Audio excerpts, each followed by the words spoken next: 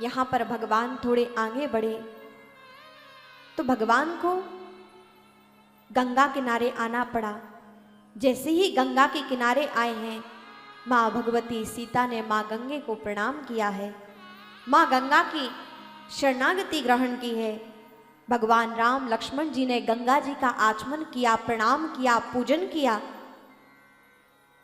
देवी सुरेश्वरी भगवती गंगे, देवी सुरेश्वरी भगवती गंगे, त्रिभुवन तारणी तरल तरंगे, त्रिभुवन तारणी तरल तरंगे, शंकर मौली बिहारणी विमले, शंकर मौली बिहारी विमले, मम मतिरास्तां तव पद कमले, मम मतिरासा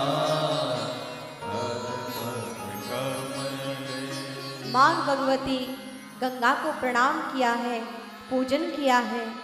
माँ गंगा से सौभाग्य का आशीर्वाद मांगा भगवती सीता ने, और कहते हैं माँ गंगा सौभाग्य को प्रदान करने वाली हैं। माँ गंगा से भगवती सीता ने सौभाग्य की कामना की है, प्रणाम किया। हे देवी, हम वन के लिए निकले हैं, आप हमें आशीर्वाद दें कि मैं अपने स्वामी के साथ रहूं, हमारा सौभाग्य अटल हो। माँ भगवती ने प्रणाम किया, गंगा मैया का पूजन किया।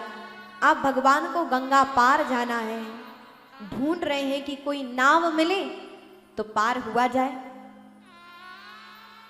और दूर यहाँ पर केवट जी प्रतीक्षा कर रहे हैं कि कोई आएगा तो नैया पार लेकर जाना पड़ेगा। केवट जी खड़े हैं और जैसे ही दूर से भगवान को आते हुए देखा केवट जी ने, तो और अपनी नैया को ले जाके नदी के और गहरे स्थान पर ले गए। क्योंकि जब मैं इस संसार से पार होऊंगा संसार से, तो मैं भी राम को पुकारूंगा। आज जब राम मेरे द्वार आए हैं तो मैं भी अपना नाम उनके मुख से सुनना चाहता हूं। और कहते हैं कि केवट भैया अपनी नैया को और नदी के किनारे ले गए, और वहां कोई और नहीं था, भगवान राम को नदी पार करना था। भगवान राम ने आवाज दी, अरे केवट भैया, अरे हे नाव के स्वामी, आप यहां आए, क्या आप हमें गंगा जी से पार ले जाएंगे? आज केवट जी भगवान की इस बातों से मोहित हो गए। केवट जी सोचने लगे कि आज तक जिनने भी मुझे पुकारा ऐसे ही कहा, चलो नाविक पार लेकर चलो।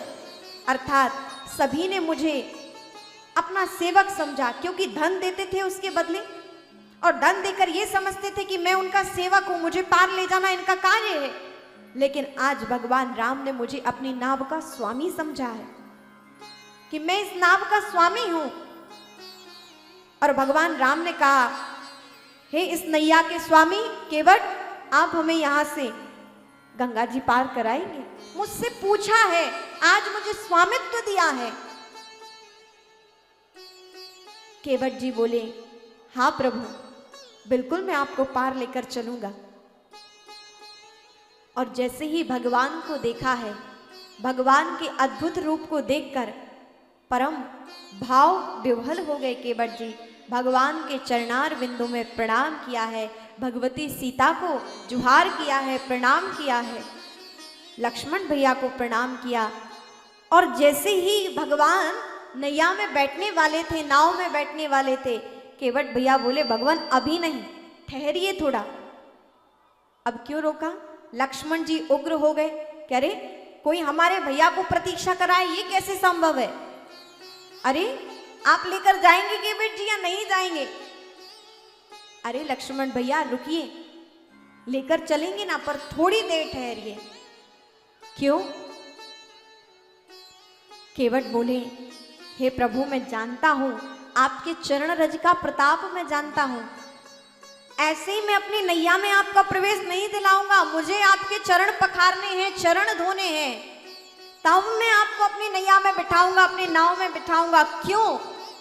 क्योंकि मैंने सुना है प्रभु कि जिस पर आपकी चरण रज पड़ती है, मैंने सुना है अहिल्या जी के शीश पर, उस शिला पर आपकी चरण रज पड़ी तो वो तो स्त्री के रूप में परिवर्तित हो गई, शिलाखंड अहिल्या जी के रूप में परिवर्तित हो गई।